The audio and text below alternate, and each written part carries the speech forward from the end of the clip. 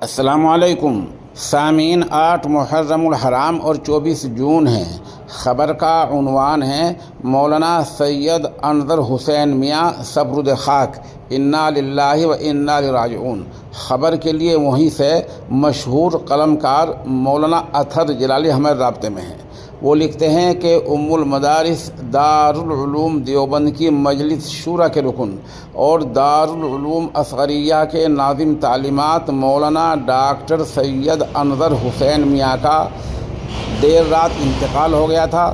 نماز جنازہ دارالعلوم دیوبند کے صدر مدرس اور جمعیت علماء ہند کے قومی صدر حضرت مولانا سید ارشد مدنی نے پڑھائی۔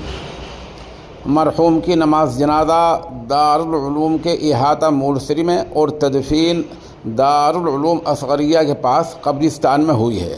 بتایا جا رہا ہے کہ ان کی عمر تقریباً 80 سال تھی اور بظاہر حرکت قلب بند ہونے سے انتقال ہوا ہے۔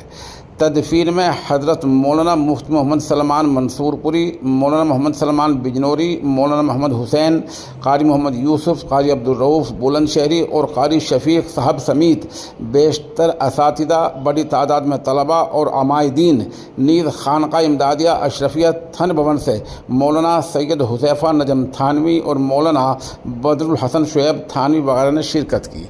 اس وفات پر خانقاہ کے ناظم اعلیٰ حضرت مولانا سید نجم الحسن تھانوی نے گہرے رنج و الم کا اظہار کیا ہے۔